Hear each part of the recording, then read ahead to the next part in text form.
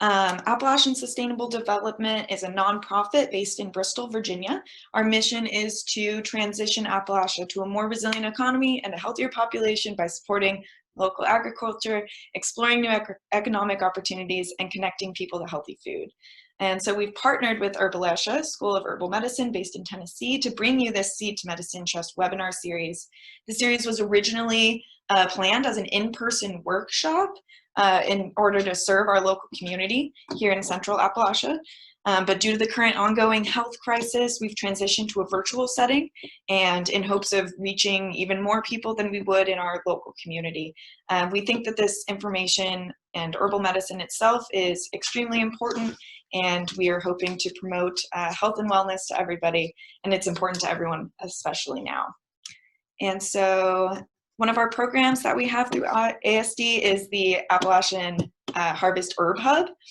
The Herb Hub reflects ASD's commitment to our community and the special plants that we care for here in Appalachia. This shared use facility of the Herb Hub allows local farmers to bring their sustainably cultivated herbs to market, and through sustainable growing and harvest training, cost share opportunities, shared use processing equipment, we can then collect and market their supply to larger buyers. And so your potential donation allows us to continue the work that we do and offer further assistance to even more farmers of Appalachia. So thank you for joining us today. All righty. Good morning, everybody. Hi, we're so glad to be able to bring this to you. I know this year's been very difficult, especially this spring, having to cancel a lot of events. So we were pretty excited to be able to pivot from our in-person workshops that we had planned and do a video presentation. So big thanks to Sierra for helping to pull all the technical aspect of that together. Most of us herbalists are not really great at technical things like that. So I'm glad to be here. I wish I could see all of your smiling faces as well. I know all of us are eager to get together. And also, typically in herbal classes, one of the best parts of it is that we can taste and smell and feel the herbs. So I do hope that you'll take the knowledge that you gain from this class and maybe start looking around in your backyard and figure out some things that you can do to get your hands dirty and get more involved in the process. So my name is Michelle Bouton. I'm originally from Middle Tennessee, and I've been in East Tennessee about 20 years now. I joke and say another 20 and I'll be a local. So I'm an acupuncturist and an herbalist. And today we're here in my clinic in Johnson City. You can see the herbal apothecary here in the back. It's a lot more organized than my apothecary at home. Unfortunately, when you get into herbalism, every nook and cranny starts taking on jars and bottles and hanging herbs in your home. So it's nice to have a clean space to work today. So I started my journey with herbs about 2007 when I transitioned from being a massage therapist and going back to Chinese medicine school in Asheville. And that was a 4-year program. But of course, in studying herbs through Chinese medicine, we learned all about the Chinese herbs. And at that point, especially, most of the herbs were imported from China. So we're ordering in, they're traveling halfway around the world to come to our patients here in East Tennessee. And then, of course, I think a lot of us, especially in the past, have had hesitations about quality and purity of herbs imported from other countries. I think these days, FDA is doing a much better job of checking those things. But also, one of the basic tenets of Chinese medicine, and I think pretty much any herbal practice in the world, is that the herbs that grow in your local vicinity are the ones that are going to be the most helpful for your body. You're just going to have a natural affinity toward those. I'm sure most of y'all are familiar with the idea of taking a little bit of local honey every day, and the pollen that comes from the plants helps your body develop immunity to those plants, to the not having the immune reaction of allergies. So it's kind of that same idea. And so even though I studied Chinese herbs for 4 years, since then I have taken on the challenge of switching my practice, both at home and at work, into gradually moving toward using herbs that are locally grown.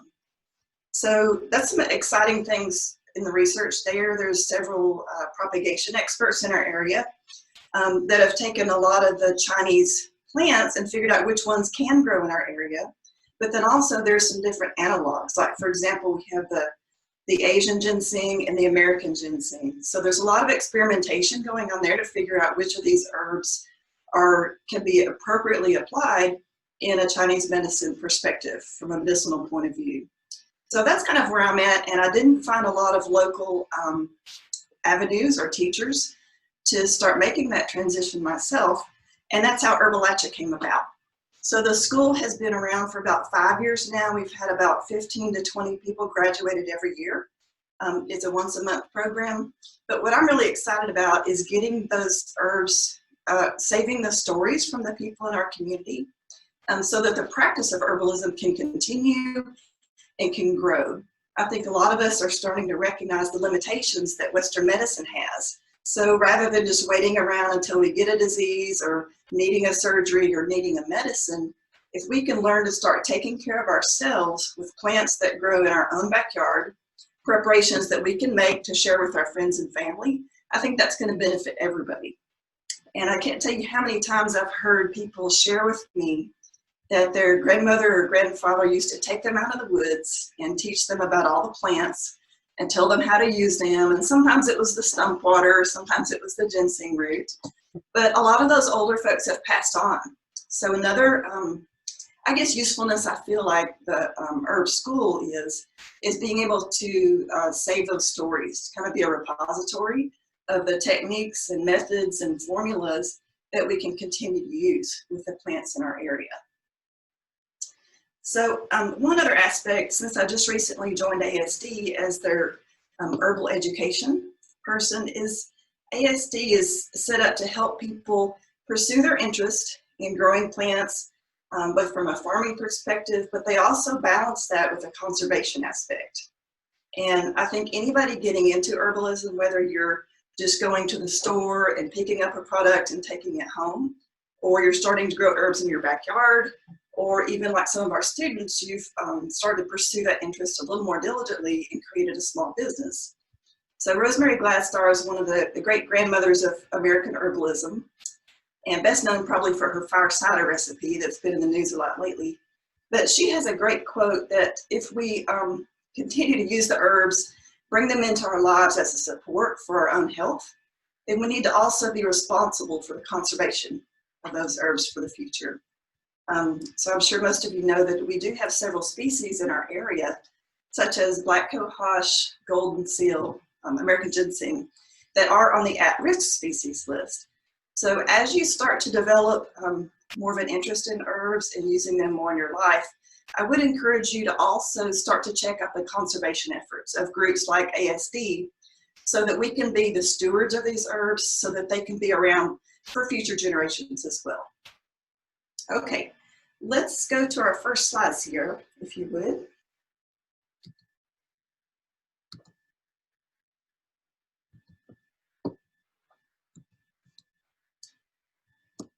So I'm sure there's various reasons for everyone tuning into this program. And if you happen to be new to herbalism, I just want you to kind of have an idea that there are so many different things, different reasons people get into herbalism. One of them is just to connect with nature. And if I were to be truly honest with myself, I think that's part of why I'm in herbalism, because it gives me a reason to spend more time outside, just to walk in the woods and see which plants are coming into flower. It also kind of changes your life in that you start to carry a little baby shovel in your car. I call it my stealth shovel. So if we see an interesting weed on the side of the road or something, sometimes I'll get out and pop it up and plant it in my garden at home just to keep an eye on it and see what it does. So obviously you can proactively boost your health, like we talked about earlier, learning the weaknesses that your particular body has, whether it's genetic or things that have happened to you. You can kind of predict like, oh, my body has, a tendency toward this, and then figure out which herbs that you can take preventatively to keep that from getting worse or to keep it in check for the future. So one of the, I guess the misnomers about herbalism is, unfortunately, a lot of times these days with marketing, we see a lot of marketing as far as using an herb as a drug. So we say, oh, St. John's wort is the depression medicine. Oh, black cohosh is the hot flashes medicine. And really that has come about just because we're so familiar with medicines. And basically the focus of the medicine is to squash symptoms. It doesn't really look at the root cause of it. It doesn't try to treat the root cause of it. It doesn't take any account as to the person's constitution or their background. So for folks that are interested in getting into herbalism, I always encourage them to start to, as well as figuring out which herbs are good for which conditions, is to start to learn about constitutional things. Does your body tend to be more warm or cool? Do you have more fatigue or anxiety? You know, is your energy high or is it low? And those kind of things can guide you toward figuring out which herbs are better for you. So if you have headaches, there may be 15 different herbs that would be appropriate for a headache, but which one is most appropriate for your type of headache? Okay, so obviously caring for friends and family is a great thing to do. And it's just kind of a feeling of empowerment to go outside, harvest something, bring it inside, turn it into a product, and then you fill everybody's stocking with it at Christmas. And you become the crazy plant person in your family. So I have, in the field of herbalism, both with studying professionally, and then also the local master gardeners or the Southern Appalachian Plant Society, there are some amazing people in this field, all of them very friendly, wanting to share information, wanting to encourage each other to use the plants and learn how to interact with them, both for beauty and for health. So let's go now to your handout, page 4. I just want to go over a few resources for those of you that do want to step into actively making herbal preparations on your own. Yeah, we don't have a slide for this. That's okay. Okay. So if you would look at page 4 on your handouts, I think it's at the very bottom. I did bring some books that are my favorite books as far as herbal preparation. So the first book, beautiful cover on it, is Making Plant Medicine by Rick Gioche. And this book has been around for many, many years. It's had several editions. And in addition to have great information, it has adorable little drawings. We'll pop a page up here by his children with little mice. So this would be a great investment. You can find it very reasonably online, which is where I guess a lot of us are doing our shopping these days. This, I would say, at this point is my favorite medicine making book for herbalism by James Green. It's the Herbal Medicine Maker's Handbook, a home manual. And again, I didn't realize this until now, but James Green's daughter did all the illustrations in this book. See if we can find one real quick here. Here's one here. So quite the artist. And one of the reasons I really love this book is it's very well organized. It has about 20 chapters in the index in the front. And each of the chapters are very specific as to what they cover. So, you know, oils, infused oils, salves, lotions, tinctures. He's very thorough about his instructions with details. He goes into which plants are best to use for which of these different techniques and why. So he has a very solid understanding of the scientific principles and chemistry behind the medicine making. But then he's also a very entertaining writer. So it's something that's not going to just put you to sleep. The other resource I wanted to share with you today is this is a free PDF that you can download online. We've got the link in your handouts, and then also I think it might be on your invitation. So this is from the Southwest School of Botanical Medicine. I just had this printed in a small kind of handbook format, so it's easy for me to stick in my backpack if I'm out and about. But it's the Herbal Materia Medica by Michael Moore. And Michael Moore has since passed, but he was probably one of the, along with Rosemary Gladstar, one of the great forerunners of American herbalism. Also a very reliable source.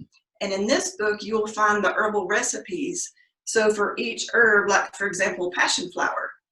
When I'm working with Passionflower, do I want to use fresh or dry plant? Do I want to use the leaf or the root? Do I use 50% alcohol or 80% alcohol? So all that information is in here. I don't know how many plants are in here, but there's a lot. So pretty much anyone that you would want to be commonly finding outside that you want to make medicine out of, you can find in here. I will let you know, in the back of the book, he has an index with the common names. So you look up the common name, you find out the Latin name, and then you refer to the front part of the book with the Latin name, and he gives the information about making tinctures or teas or whatnot. One thing I ran into recently is because in botany, sometimes the Latin names change. So if you find that a common plant is not in this book, you might have to do a little research and find out what the former botanical genus was so that you can look it up. Okay, so those are our resources. Let's go ahead to the safety slide, if you would see here.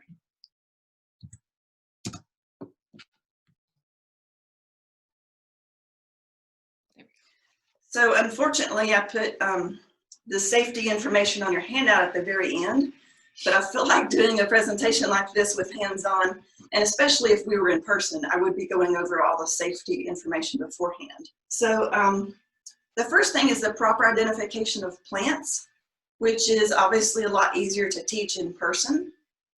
If you have people around you that are familiar with these plants, or if you are trying to learn from an online class or some different book resources, please make very sure that you are using the proper plant. There's a lot of look-alike plants out there. A lot of times people have different common names for plants. So if I say, oh, that's coltsfoot, somebody else may say, oh, this is coltsfoot. And, you know, a little mix-up like that just in common names can have some pretty bad effects if you're taking it as medicine and it's not what you think it is. Okay. The second one is, if you're just getting into medicine making with herbs, is making sure that you harvest clean plant material. So even when I first started out, it didn't occur to me that these big wide paths, you know, driving around in the country, I see a nice field and I'm like, oh, look at all those wonderful herbs down through there. I can see the flowers. But what I didn't realize is to look up and to see the power line right above it, and realize that anytime you see a power line, you're going to have spray. And you don't know whether it's been sprayed 2 weeks ago or 5 years ago or whatnot. So that's something to consider when you're out wandering around getting into harvesting. So some other areas to be careful of for clean plant material, in addition to power lines, are the roadsides. Obviously with car exhaust every single day, you're going to have some debris and chemicals on those plants. That would not be an ideal place to harvest, which is very unfortunate, because when you're driving, you see all kinds of plants, right? And it's so tempting to pull over.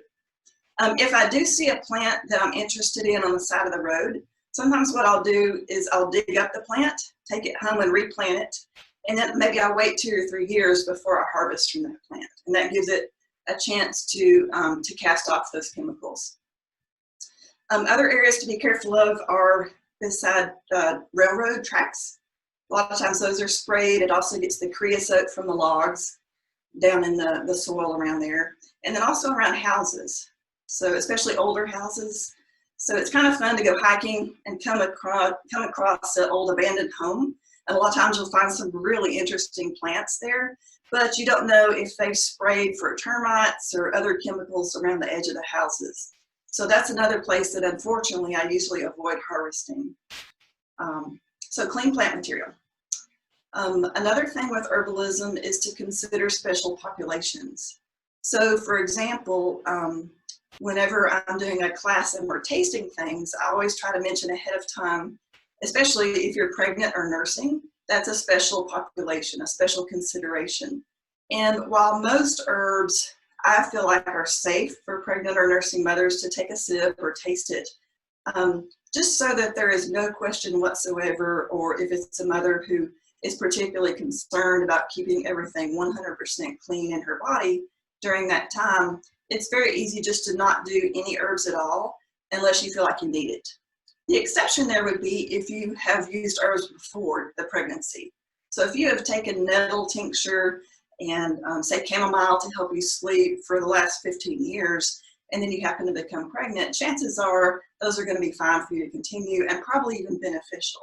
But just keep in mind that that would be a special population that you need to do a little bit more research and ask a few more questions about whether it's appropriate for that person. So other populations would be, for example, children, because the dosing would need to be lower. Maybe the elderly population or folks with compromised digestive systems, because they either would not be, if their digestive system is speeded up or they're not absorbing properly, then they're not going to get as much of a dose into their bloodstream. However, if their digestive system is very slow in detoxing, then they may take too much of the herb in. So if people with digestive issues, I would say, maybe talk to somebody with experience in herbalism. And then kind of another population too is knowing your herb-drug interactions. So let's see, on one of these pages, I did list St. John's wort. It's the very last page in the text box there. So St. John's wort is a fairly, I guess, famous plant at this point because it's been marketed so much as an antidepressant. However, St. John's wort is one of the most concerning plants as far as herb-drug interactions. It reacts very poorly with a lot of medications, especially medications that are given for depression. So if someone is already on a depression or a medicine for anxiety or depression, you would not want to give them St. John's wort in addition. And you probably want to give, a couple of weeks period in there if somebody is trying to phase off of their medicine and see if St. John's wort will work equally well for them. You want to have them wean off of that before they start the other. So I would definitely, that's the reason I put St. John's wort in our notes today, is because it's one that I want people to be particularly careful of. And then also there can be herb-herb interactions. So if you're taking 3 different herb formulas and you add something else in, all those are interacting together. And while herbs are generally considered safer than drugs, there are some that are very powerful, and it's just something that we need to consider if we're starting something new. All right.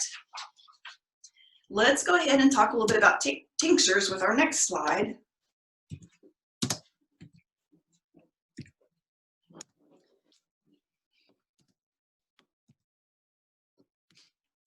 There we go. There we go. So tinctures are kind of like the favorite child in the herb family. There's so many wonderful reasons to make an alcohol tincture. And in technical circles, tincture just means that you're extracting the material into a liquid medium. So you can have vinegar tinctures, which are sometimes called acetic because it's an acid formula. You can have glycerin tinctures. So today we're specifically focusing on alcohol tinctures, okay? So these are the pros of using tinctures. So tinctures are very efficient use of plant material. So as compared to infusions, which are basically teas, if you're creating teas, you put the plant material in the water, and then generally you can make enough for about 3 days at a time, keep it in the refrigerator and keep using it. After about 3 days, the quality of that starts to deteriorate, so you have to make it about every 3 days. But when you make a tincture, like for example, this was a Planet ZZZ tincture that I made 2 years ago, and as you can see, there's still plenty of it left, and this was for our home use. I did give all friends and family, and again, everybody got the little bottle of Planet Z in their stocking this year. So I can keep using this for several years. Also, with tinctures, you're using the whole plant extract rather than just the active ingredient. So one thing that has become really common lately is in the natural foods field for natural medicines is to figure out, with St. John's wort, this is the active thing that's helping the person decrease the depression. They'll extract that one chemical and put that one chemical in a pill, and then you take that pill. But what we're finding out is that when you isolate chemical components like that, that's when you start having more side effects because it's not in a balanced formula. So a lot of times when you take the whole plant extract, not only do you get the effectiveness of the medicine, the active ingredient, but you also get other ingredients. Maybe the other ingredients help with digestion and absorption of the plant. They might help balance out side effects. And if the active ingredient is very heating, there may be other chemical components in the plant that balance it out and cool it so you don't get that increase in heat in the body. So I would think most herbalists agree that using a whole plant extract is better than just single ingredients. It's kind of like the difference between just taking a vitamin every day and eating a balanced diet of actual food. That's kind of the way I think of it. So another thing about alcohol, it is an excellent preservative because we know it preserves the liver, right? If you want it to last forever. So alcohol tinctures have a shelf life of years as compared to like dried plant material can be about 6 months to a year before it starts to degrade in its effectiveness. And even capsules, I think it's about 9 months to a year that they'll have an expiration date, which doesn't mean it expires on that day. It just means that the whatever effect you're trying to get from that capsule is going to start decreasing at that date. So I did hear a story a while back that I would love to find out if it's true. So if any of y'all out here know anything about it, I would love to get more information on it, but I'm going to share it anyway, even if I know it's not true. So supposedly in the mountains of North Carolina, there was an old cabin found several years ago, and it was about 100 years old. And they went in the cabin and it was abandoned, but they found a bottle of black cohosh tincture that had been made, no doubt with moonshine from that era, but they tested it and it was still chemically active after 100 years. So I'm sure, you know, it was minuscule compared to a fresh tincture, but just that thought that there could still be chemical activity in that material is pretty incredible to me. So tinctures are very easy to make at home. We're going to be diving in here in just a minute just to show you how easy it is. And it's very simple to take a dose. So like, for example, I could just carry this in my purse. I could be sitting at a red light, take a couple of squirts, and I'm done. So it's super simple. A lot of them do have the high alcohol content. So if you're not familiar with that or don't enjoy that, you might need to have a glass of water nearby. Some people even just get a half a glass of water, put a couple of squirts in there, and then drink the water. Another thing that, for example, if we're giving it to children or to people that want to reduce any amount of alcohol they can for their diet, you can put your couple of squirts in a glass, whatever your dosage is, and then get some boiling water and pour over that tincture, let it sit for 3 or 4 minutes.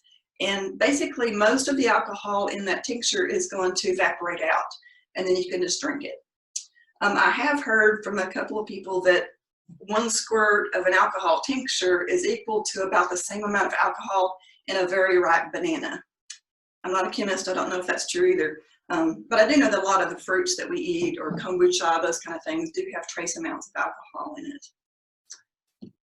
But we do need to be very careful for people that do want to keep their alcohol minimal, and then the next slide we'll look, some people don't want to take alcohol at all.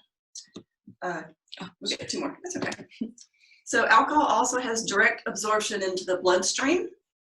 You don't have to have a strong digestive system to take that in. When my patients, if I prescribe herbs to them, whether it's a liquid or a powder, there's lots, or tablets, there's lots of different forms that you can use for herbalism. But what I usually suggest is people try to take the herbs on an empty stomach. Because if you just ate a big Thanksgiving dinner and then you toss some little herbs on top of it, you're probably not going to absorb much of that into the body because all the digestion is focused on the food. So if you're going to take herbal formulas for medicinal purpose, and you're trying to get a specific result from them, I would suggest taking them on as much of an empty stomach as you can.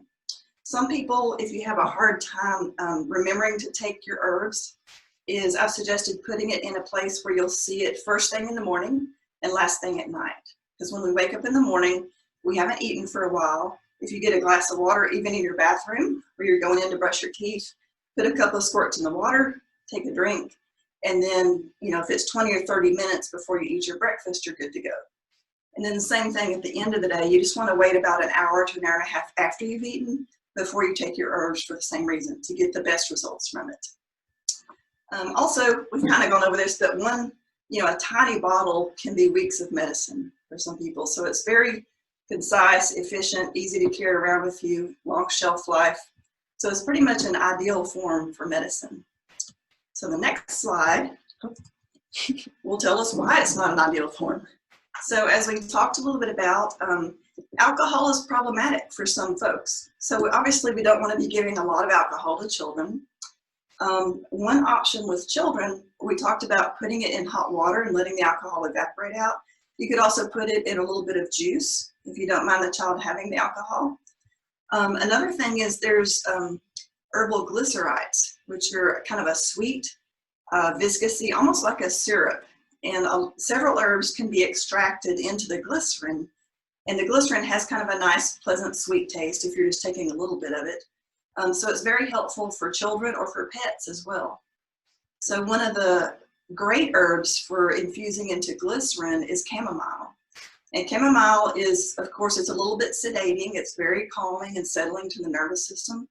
Most of us remember the Peter Rabbit story where his mother gave him the chamomile tea before bed. So it's great for calming children down, relaxing them. It's also a great digestive herb. So for children or pets that get nervous and won't eat, or their digestive system gets messed up if they get agitated, like for example, if you're loading up your dogs to take them on a car trip or something like that, giving them a little bit of chamomile glycerin, and the pets love it too because it tastes good, ahead of time can be very helpful. So some people choose not to use alcohol for religious reasons. For health reasons, maybe you've had some liver issues in the past and your doctor has recommended reducing all chemicals that need to be detoxified by the liver just to give it a little bit of a break. Or for people that are in addiction recovery. So if you've been sober for 25 years, or if I have a patient who's been recovered for 25 years, I don't want to be giving them an alcohol to take as their medicine. That's just not very smart. We don't want to put them in a compromising position. So alcohol also does not extract some compounds. So like with nettle, it's great for extracting some of the chemical constituents that help with the antihistamine levels. So nettle tincture is great for reducing sinus allergies because that's a histamine response. But if you're trying to get the mineral content out of the nettles, the calcium, magnesium, those types of things, then you want to use water. So a lot of times what will happen, and we'll look at this later, is you'll have a balance of alcohol to water. And those ratios, the little green book we talked about, Michael Moore lets you know what is the ideal ratio between the alcohol and the water to get out the most possible constituents from that particular plant. So another chemistry is the mucilage in herbs. So mucilage is kind of that slippery quality. If you've ever had slippery elm bark, or probably all of you have had okra. Okra is very mucilaginous. It's that slippy, slimy kind of thing. It's kind of like a mucus. And where that would be helpful in herbal medicine is if you have a lot of inflammation, like for example, throat or digestive issues, you take some mucilaginous herbs and it kind of creates a protective coating all the way down the digestive system. And so most of the mucilage, you have to extract it in a cold infusion, meaning you would just put the herb in cold water, let it sit for about 24 hours, strain it out later, and then the mucilage is in the water there. Another thing that's not so great about alcohol tinctures, which is just something to be aware of, is alcohol in and of itself is very warming to the body. So if you're one of those people that you already tend to be a little warmer than other people in the room, or if you're heading into menopause, or you have high blood pressure, you're one of those kind of type A personalities that heats up very quickly, maybe an alcohol tincture would not be the best form of medicine for you to take for an ongoing reason. If you get a sore throat or something like that and you're just going to use it for a few days, that's probably fine. But if it's something that you want to do for your constitution, then adding something even more warming every single day is not going to be helpful for that. Okay, so let's move on. I do just want to look at the supplies and terminology, which, yeah, we can cut out the slide now.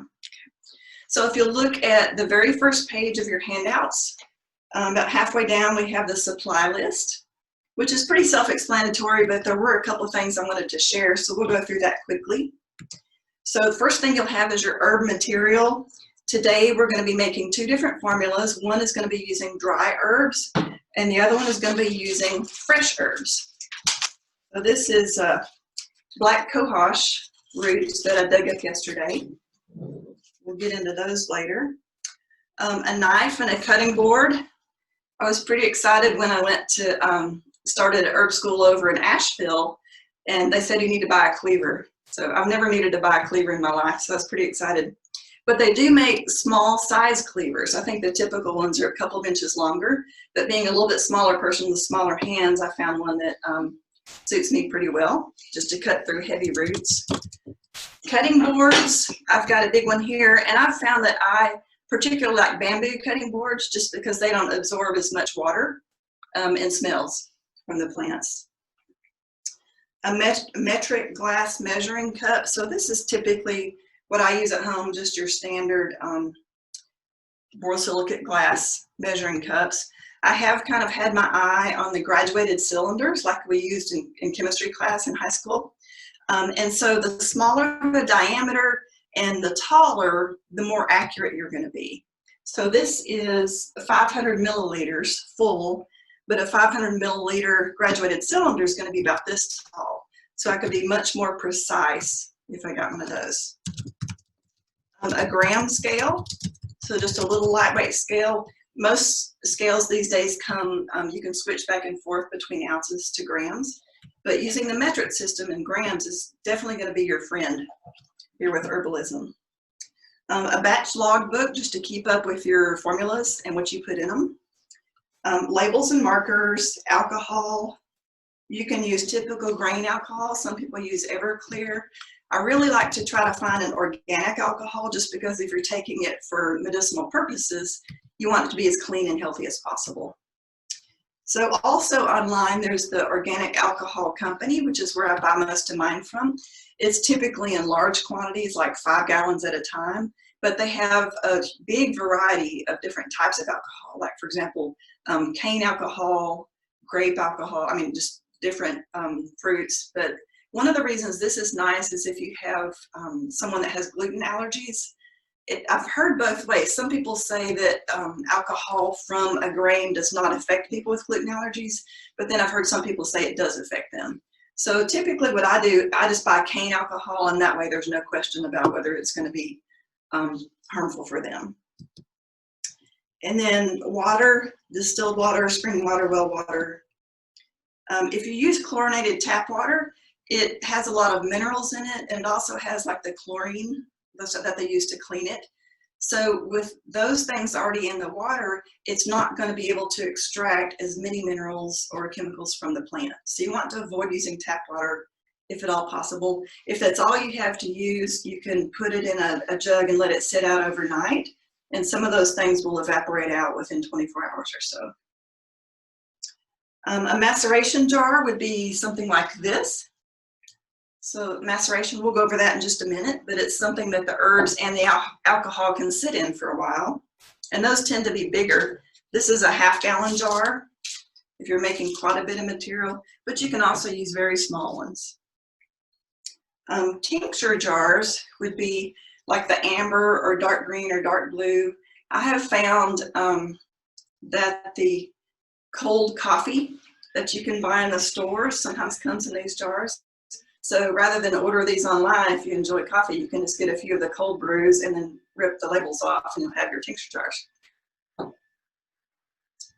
Tincture press or strainer. So I usually just use a strainer about like this for my alcohol tinctures. However, I did want to bring this fancy thing today to show you. This is a cider press. So, just unscrew this, it comes up and down. There's a basket inside that has the little holes in it. You can also lay cheesecloth in there, put your plant material, wrap the cheesecloth over, and then crank it down, and it just comes out a little spout here. I would recommend if you're getting one of these, either buy one with legs on it. This one does have little holes here, so I think I'm probably going to mount it to a box so that I can put my jar underneath it, because otherwise it just drips right on the table. You've only got about 1 inch of space there for it to drain into. So this is a typical cider press, and we will probably be using this for our class on oils and salves because the oil is a thicker material, so you need more pressure to get all of the fluid out of it. Okay, and then cheesecloth or bandana to strain. So lots of different ways that you can strain out your tinctures. And let's see. Okay, so let's go ahead and look at page 2 of the handout. We will briefly go over the folk method. And so folk method is the simplest method that we can use. Sierra, would you go ahead and put up the folk method slide method? Give me 1 second. Okay, sure. So folk method is much simpler. One reason is because you don't do any measuring. So you're just putting the herbs in a jar, putting the alcohol in a jar, and then letting it sit for a while. So because you're not doing measuring though, every time you make it, it's a little bit different. It's kind of like trying to make your mother's spaghetti sauce and she doesn't have a recipe for you. So here's our folk method. And the first thing you'll notice is centering and gratitude. And you'll see on the handout that I put together for you, getting grounded in your own way, setting intention, offering a prayer or gratitude for the herbs. And a lot of herbalists throughout the world place a huge emphasis on this one step. I think this is one of the things that in our American culture, a lot of times we kind of lost. I think a lot of times these days we don't even really show gratitude for our food before we start eating. But finding time to center ourselves and connect with the plants, this is really what other cultures talk about, creating that communication with the plants and understanding a little bit more about how we can work with them. I think it's very important for us to consider that. So the next step, chop or slash your herbs, pack the jar, add the alcohol. Wax paper, we'll go over that. When you're putting a canning jar lid on a jar, the alcohol will eat away the metal in the lid. So you need to put a layer. I usually put 2 layers of wax paper between that and the lid. And then obviously you want to label your jar. I can't tell you, I mean, I'll admit how many times have I found a jar in my cabinet that was not labeled and I wasn't sure either what the dry herb was or what the liquid was. And that's a sad thing because then you're not able to really put it to good use. Okay, all those steps are even in more specific detail in your handout. So I'll let you read through those. And then today, we're gonna go ahead and make the tincture right now. And we're gonna be doing a black cohosh tincture with the folk method. So Sierra, if you wanna get ready to do some close-ups here. Okay.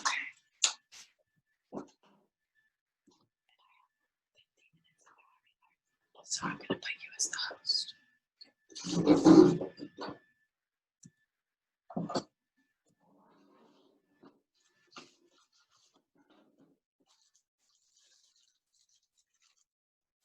Let's get it this way so you can pop it there. Yeah, that's perfect. A little bit more. Okay. So this is a black cohosh root. It looks pretty grizzly. We might need a little bit more light if you could pop that over here.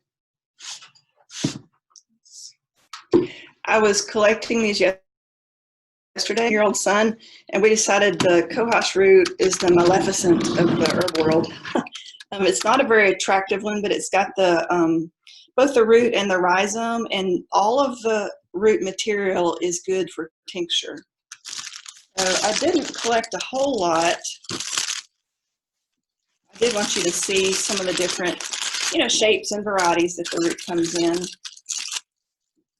But I'm sure a lot of you gardeners out there will know exactly why I didn't collect a whole lot, especially this month. It's because the cohosh is just about to go into flower. And I've got some beautiful stalks and plumes at my house that are just about to pop open. And it just broke my heart to start cutting those back. So, but anyway, we got a few for the demonstration today. So I'll use my sweet cleaver. And depending on how big the jar is, I'm just making a small jar. So I'm going to be cutting it into fairly small pieces. If you're filling up a half-gallon jar, you can just kind of chunk it and it'll be fine. One great thing about making tinctures as well is because the alcohol is such a great sanitizer, you don't have to sanitize your jars. Obviously, you want to clean your jars, but you don't have to use like a brewer's sanitizer necessarily, because the alcohol does a really efficient job of keeping out bacteria and fungus.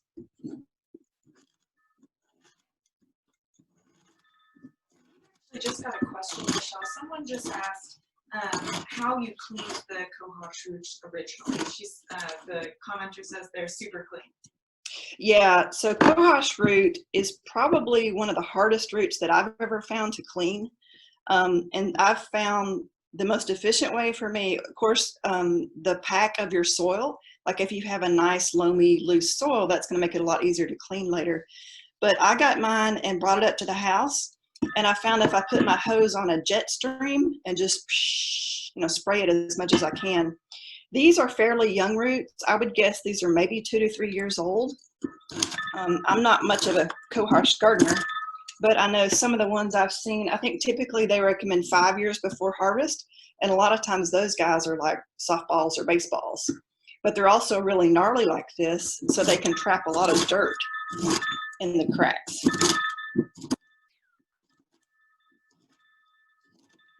And there again, too, I think even if you were to get a little bit of dirt in your jar, it's probably not the biggest thing in the world. Okay. So let's pack our jar.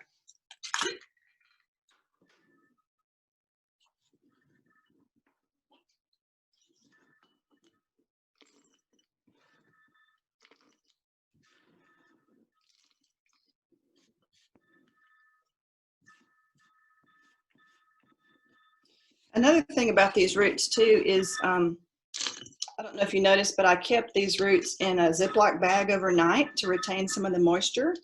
But there are several roots that if you don't chop them within like 24 hours, 48 hours of harvesting them, if they get a chance to dry out, they are really, really hard. And you'll basically need a commercial slicer to get through them at that point. Okay. So there is our lovely cohosh. Kind of shake it down to get it as low down in the jar as possible. So we are using the folk method. Let's get our alcohol.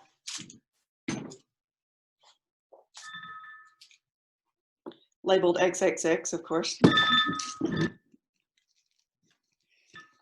So one of the ways I can tell my water from my alcohol is because it has the wax paper under the lid there. So this is kind of what I talked about. I'm sure most of y'all have used canning jars. You have the screw lid, you have the flat lid, and then here's my wax paper just to cover and protect that. So we'll cover the plant material here.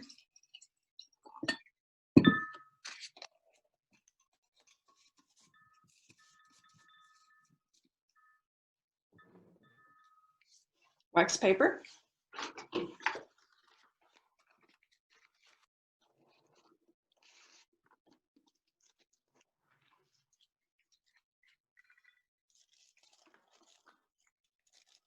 Flat lid, screw lid. This one actually is a solid lid on there.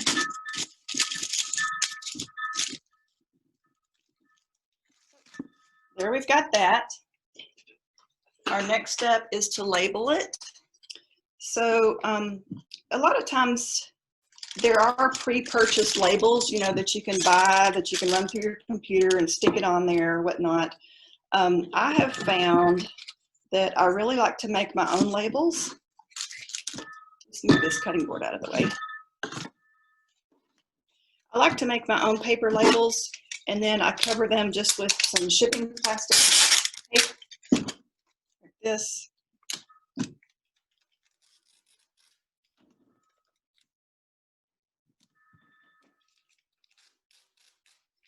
So it protects the ink, any drips that might come down on the jar. And looks like this label I've made is way too big for this jar. But basically what I do is just affix the label to the jar. And one of the reasons I like this method as well is because later on, after I strain this maceration, I can take the label off of this jar and transfer it directly over to my tincture jar. So I don't have to rewrite everything. Every time you rewrite it, there's more of a chance of making an error, that kind of thing. So this is just kind of an efficient way. Plus, some of the labels are hard to get off of the jars, and this one, just peeling it off, is pretty simple. So there is our folk method. And let's see, do we want to go to question and answer for folk method? Or actually anything we've covered so far?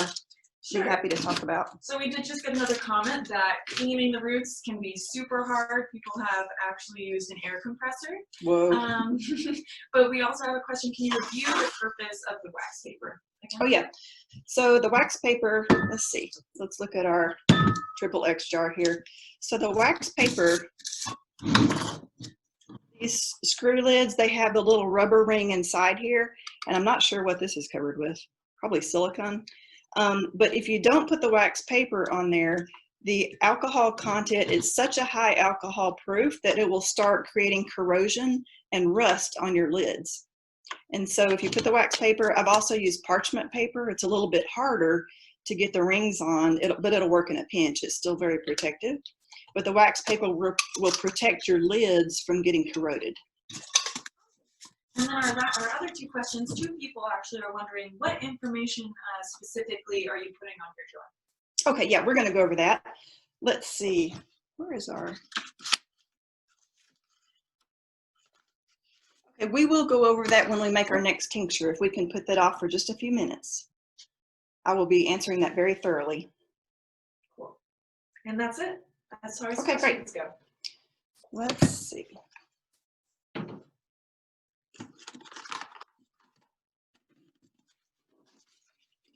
All right, so that was our folk method. Now we are going to move on to the scientific method. Do we need to move this back? You want it back?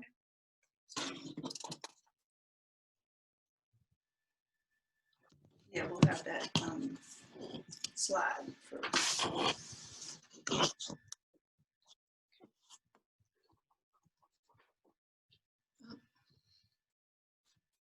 I'll go through this first. Okay. So go ahead and flip to page 3 of your handouts. This is some weird light. Yeah. Now that we're working in the cellar. So the scientific method of tincturing, these at the top of the page would be the reasons that you would use a measuring system for doing your tinctures, rather than just the folk method of pack it in, pour it on, let it sit for a while. Okay.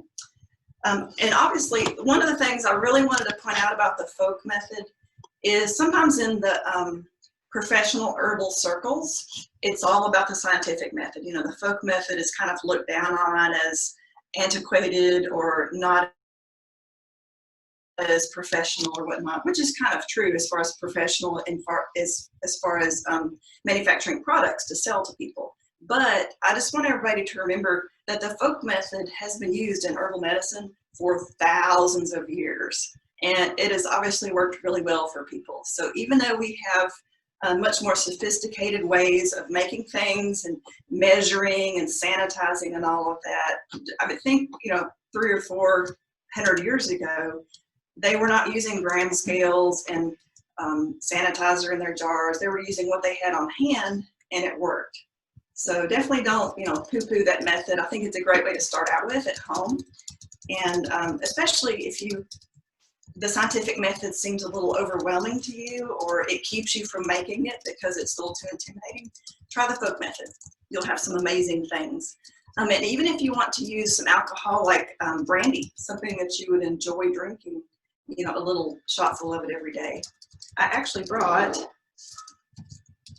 so today I've got some dried ginseng root that one of my patients, acupuncture patients, brought for me. And then also some dried jaguland, which also has the ginsenosides in it.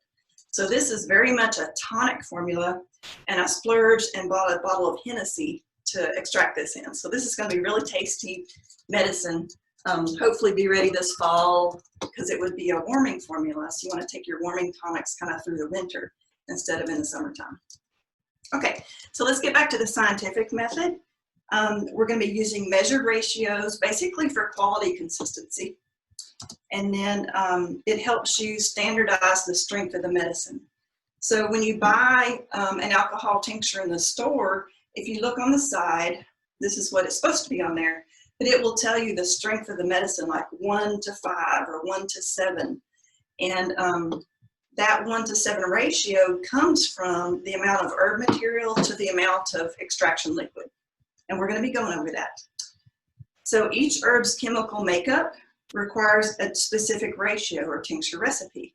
There again, this is your book that shows you what percent of alcohol do we need to use for ginseng root or for nettle root or for nettle leaf. All of those are very different.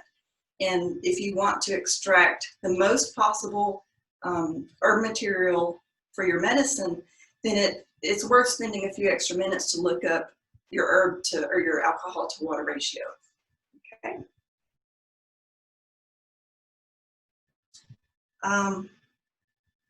And then the references. This is the reference I'm talking about here. Okay, so let's dive on into these ratios. None of us like doing math on a Saturday morning, but I assure you, once you get the hang of it, it's pretty easy. So my example here are Vitex berries. So Vitex, the 1 to 4, 1 is the herb and 4 is the menstruum or the liquid. So for example, if we're using the metric system, we would use 1 gram of herb to every 4 milliliters of liquid. And then you can just multiply that. You can use 100 grams of herb to 400 milliliters of liquid. Okay, I think that's pretty basic. But where it gets a little bit trickier is you take that 4, so say we decided to do 400 milliliters of liquid, but what percent of alcohol within that 400 milliliters? Okay, so that's where the second number comes in.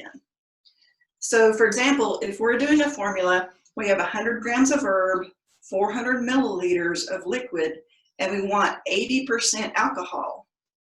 So 400 milliliters, 80%, so 8 times 4 is 320 milliliters of alcohol, and the rest would be water.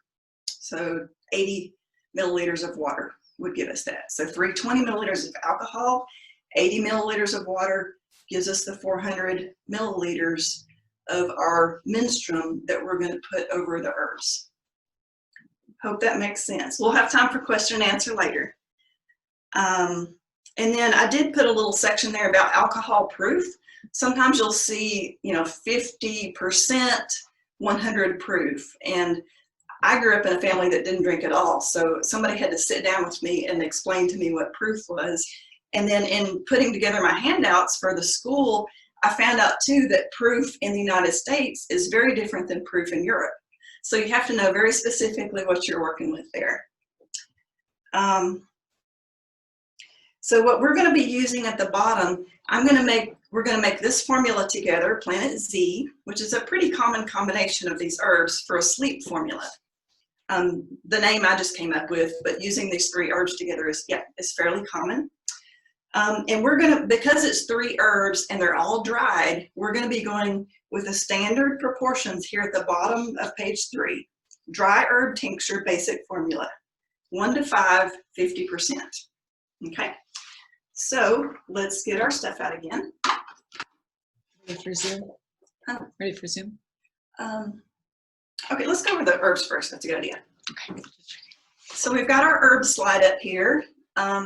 And later today, Robin is going to be going over Passionflower. So originally, with this series of workshops, we had about 6 workshops planned, and we were going to pick several herbs that we were going to start with the seeds or the roots, plant them, show how to grow them, show how to harvest, and then show how to make it into plant or herbal medicine. So we're trying to connect the dots with our reduced programming here today. So we did manage to pull the Passionflower off and the black cohosh. Robin will be going over black cohosh today too. So Passionflower, I hope all of y'all have seen a Passionflower, and I think there's a handout that has information about it with a picture, because it is probably the most beautiful flower I've ever seen. It's incredible. It kind of looks like a space alien. And I never realized that there's different colors of Passionflower too. So if you Google Passionflower, you'll see there's hundreds of exotic colors. Of course, a lot of them from South America, from the tropical areas. But passionflower is the state wildflower of Tennessee, which I thought was really cool. Not just because it was passionflower, but we do have the iris as the state flower, but I just love the fact that we also have a state wildflower. That's pretty cool. So the Latin name is Passiflora incarnata, and the part that we're going to be using for medicine is the above ground parts. And sometimes in herbal literature, you'll see that as AGP. It's just abbreviated for above ground parts. That means the stem, the leaf, the flower. I've even made a tincture using a couple of the maypop fruits that were not quite ripe. If you let them get ripe, they're pretty tasty. They're kind of squishy. But just for kind of fun and giggles, when I was doing it with my son, we packed the jar and made designs with the sliced fruit in there. So that was kind of fun. And so passionflower is used as a sedative, so it helps with sleep. It's a hypotensive, so it reduces blood pressure. It's antispasmodic, so it helps relax the muscles. It's going to drop your shoulders down from around your ears. And it's an anxiolytic, meaning it helps reduce anxiety. So basically, it is very calming and descending energy for the nervous system. I've also heard and experienced quite a bit too that passionflower is great for calming the brain and the nervous system when we have cyclic thinking. Like, for example, when we're lying in bed and we keep going over and over and over that mean thing that somebody said to us today, we just can't let it go. Passionflower is a great herb for that. So that's an example in herbalism. Like, there are many sedatives out there, but is this the type of sedative that you need in particular? That's kind of the fun part of matching up a person with an herb. You get into personalities. So hops is the second thing we'll be using today, Humulus lupulus. And the part that we'll be using are the little strobiles. And so obviously hops is used in beer making, and the strobiles are actually little seed cones. So they're like little soft pine cones. We'll be using those today. I grew them at my home last year and dried them. But I think from understanding in the reading that basically using fresh hops is much more effective as far as medicinal action than using dried hops. But mine are not ripe yet this year, so we're going to be using dried from last year. And then valerian, Valeriana officinalis, we'll be using the root. And it is one of the most stinky herbs I've ever found in my life. And I learned this before I started studying herbal medicine. I went to the health food store, bought some capsules to help me sleep, brought it home, popped the lid, noticed the smell, thought, oh man, these are bad. I took it back to the store and they're like, no honey, that's the herb. So anyway, it will stink up I put it in my drawer in my nightstand. It stunk up the nightstand. You could smell it in the whole room. So pretty exciting stuff. It's kind of interesting because the flowers are just beautiful and smell amazing. So you've got the above and below. And the root doesn't stink until it dries. It's a part of the chemical breakdown that causes it to smell like that. Also a sedative, and a couple of the top herbalists, like researchers, have commented that they feel like it is the most relaxing nervine used in Western medicine. I think kava is probably way up there as well, but because this grows locally, this would kind of be my first go-to. I forgot to mention that hops, also a sedative, anxiolytic, so reducing anxiety, also helping with spasms, so a lot of tension, headaches, and indigestion. So we think of spasms as being like the skeletal muscles, like our shoulders are tight, our head, our neck is tight. That is tension, but also you can get tension in your organs. So the heart organ or the digestive system can have tension in the smooth muscle, and that can cause indigestion, constipation, things just not moving properly. So, and that's, I'm sure one of the great things about drinking hops in your beer is we definitely feel the reduced tension with that, in addition to the alcohol results. So those are the herbs we're going to be using today. Let's go ahead and get these going here.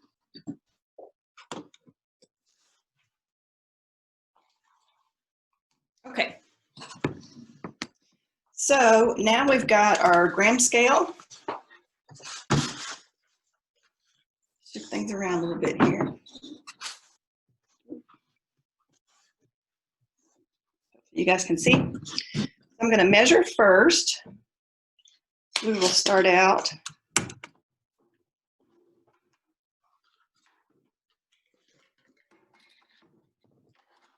with the Passionflower. So I'll just, well, we'll put it in here. Let y'all see it. This is some that I harvested. I live out in Unicoi County, so it's growing all over the fields out there. It's a beautiful plant. It kind of, it's kind of a vining plant, so it gets really long, and it just kind of lays over the top of other plants. So once you see a leaf of it, you can kind of trace that vine, and it'll go 3 or 4 feet along the field there. So first thing I need to do is do my tare weight, which reduces the weight of the container to 0. Then I'm going to add my herb.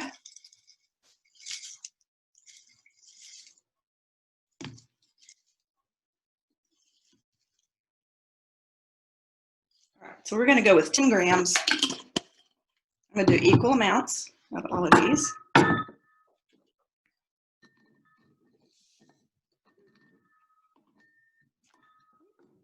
About lost that. That's our Passionflower. Here is valerian root.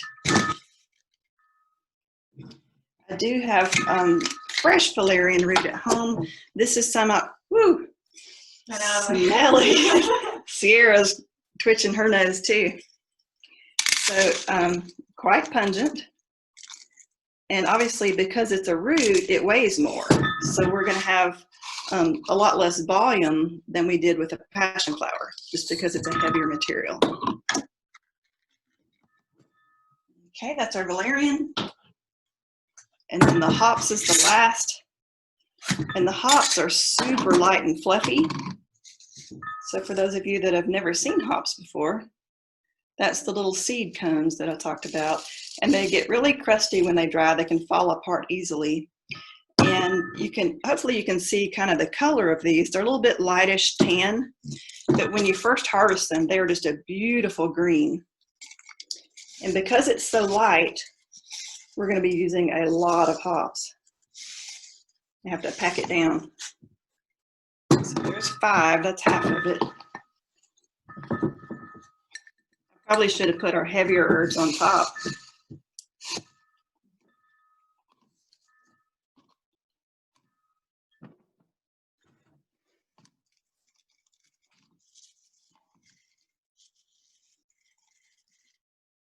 There we go.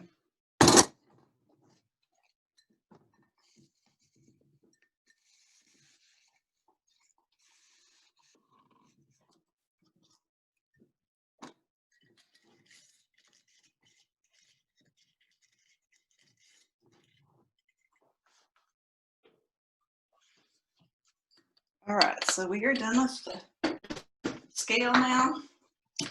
And remember, if y'all will look at the very bottom of page 3, what we said we're doing is because we're using 3 separate herbs, we are going to be going with just the standard percent and ratio for dry herbs. So the very last line on page 3, it says dry herb tincture basic formula, 1 to 5, 50%. So we got the grams here. And then, would you get me a fork or spoon from there? This is the alcohol that I measured out ahead of time. Like I said, it's 500 milliliters. I mixed half of water and half of 95% alcohol. So 95% alcohol is the highest that we can purchase. Basically, if you were to have 100% alcohol, if you expose it to the air, it's going to absorb some water. So a lot of times in herbalism, even though it's not scientifically correct, we go with 95% or 190 proof as being 100% alcohol. So this is half and half the water and alcohol. And so now we went with 30 grams of herb. Get my percentages here. So, and now we're going to put the alcohol in.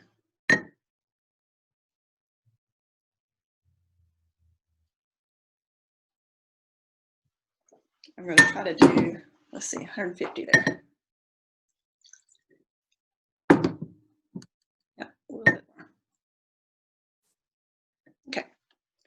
And we're going to have a little bit of trouble with this. I had Sierra go get me a spoon. So a lot of times, if you're using root materials or berries or something that's pretty heavy, the alcohol will easily cover up your plant material. But because I chose something light and fluffy, just to make my life easier, we're going to use a spoon and we're going to pack it down a little bit, because obviously this top section is not covered by the alcohol. And we could go ahead and add more alcohol, but if we did that, we would not have our 1:5 ratio that we're supposed to have. And if you decide to go into making herbal formulas, you will find different ways of getting the ratio correct and getting the herb matter covered. Like, for example, one thing, it's mashing down pretty nicely. The hops are getting moist and flattening out. But if I were having trouble with this, one thing I've done before is to put the whole thing in a Vitamix blender, and it will cause it to settle down. With a dried herb, it's not as much of a problem having a little bit of herb outside the liquid. It's not ideal. And actually, I think I've just about got it all under now. There we go. But especially with wet or fresh plant material, if you have any plant material outside the alcohol, you're just inviting spoilage to come in. It's going to start breaking down, and then you're going to get some fungus and bacteria in there. So there is our herbal formula done the scientific method. Who knows what's next? All right, wax paper.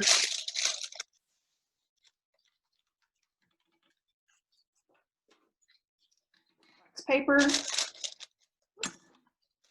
flat lid, screw lid. Okay, and then of course we're going to put our label on after, right? So I just wanted to show you this label, which is the exact same formula as here, just with different proportions. Let's go ahead and look at the label slide, if you would, Sierra.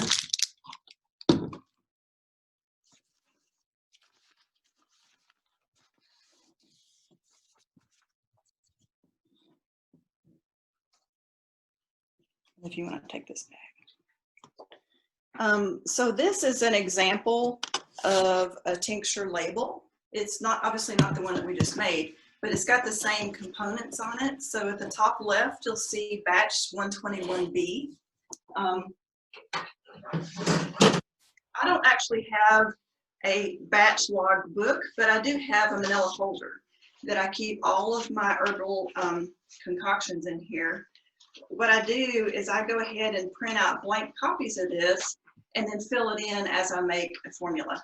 So for example, on my batch log, I have the name of the preparation, the date and batch number, reference source or page if I'm doing it from a textbook, the herbs that I've used, harvesting info, and the amounts. So like for example, I have, this one is a mead that we made in the herb school. And we have pine needles from my backyard in Unicoi, 30 grams.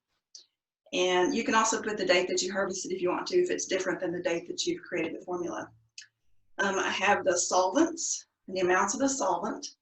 And then I have the process and equipment that I used. So after you've made a few herb formulas, if you want to start experimenting with different equipment, different ways of chopping the herb, you might want to put half of it in the blender and not put half of it in the blender. And this form is going to help you keep track of the results of both of those so that you can kind of keep fine tuning and make your medicine more potent, more tasty, more fresh. It's also got the usage or dosage of it. So like, for example, if I'm making a 1 to 5 formula, typically you're going to have somebody take 2 squirts of that 2 to 3 times a day. Someone asked if you could share the batch log page with us. So let me just. Then I've also got on here the yield date, weight, and volume. So you can check out, do you want to hold it up? Yeah, just put it there. Someone wanted us to share the batch log page. So here you guys go. Whoops. Let's see. The best way to do it. That looks great. Here's a copy of one of my batch logs. So the yield date, weight, and volume. So like, for example, if I made a half gallon of tincture and I put half of it in a quart jar, and then the other half I put in my Vitamix blender and then put it in the quart jar, which one of those do I get the most medicine from? Because if you don't blend it, sometimes the fibrous material will absorb some of your alcohol. So just different ways to experiment, and then also keeping track, because I guarantee you, you will not remember the next time how you did it. And then critiquing your results. So for example, if I do it a couple of ways and then I decide I like it one way better than the other, like, oh, with this one it was super green and bright and fresh and smelled better, then that lets me know that's probably going to be a stronger medicine. So this helps me improve my medicine making techniques along the way. It's also required if you decide you want to sell your medicines. You have to have batch logs. You have to have receipts of where, if you purchased herbs, or a specimen if you dig up the herbs yourself or in your own garden. But I find that having these pre-printed, it makes it easier for me. You know, when I come in from the field with a bag full of herbs, it's one less thing for me to have to do. And it has all the different prompts on there, so I don't have to remember that every single time. Okay, let's go back to the slide of the label. So that was the batch log. And then I already told you guys I like to just write out my labels and put my own tape on it so I can transfer it from one jar to another. So this is batch number 121B. So I could look in my folder, look up number 121, and maybe there was an A and a B. Maybe one was blended and one was not blended, something like that. However you want to keep track of it. Valeriana officinalis. So that is the Latin name. You always want to put the Latin name on there, just because, like before, when I said a lot of the common names mean different things to different people. So you want to be very specific about what is in there. With Valeriana, I think most of us could guess that that's the valerian plant. So I don't necessarily write in the common name. But if it's very different, it's like Humulus lupulus, not everybody would know that was hops. So I might write the common name underneath it as well. So for this valerian formula, we've got 1:5 ratio. So, 100 grams of herb to 500 milliliters of the menstruum, the liquid. And then the liquid is 70% alcohol. I use fresh sliced Unicoi County root, organic cane alcohol. We already know that's 70%. Some of you, if you're very specific, you might even want to get into the details of the kind of water that you used. This is done with well water, spring water, some of the Pellegrino water or something like that. You can get even more detailed.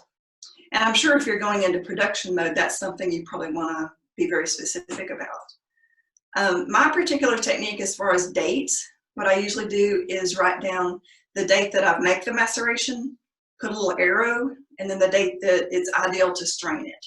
Of course, it's not going to hurt anything if you are 2 or 3 weeks or 2 or 3 months later, but you don't want to strain it before that date because it's not having a full chance to absorb all the nutrients.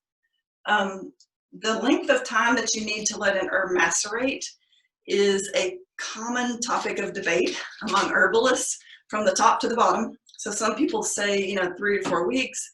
Some people say 6 to 8 weeks.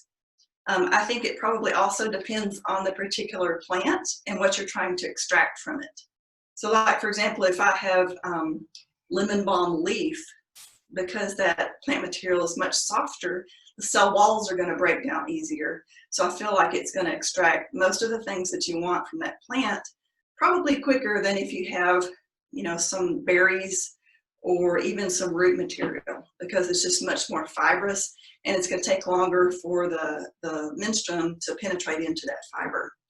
There are some, actually, we've got formulas here in the office. This is a crippled dragon formula.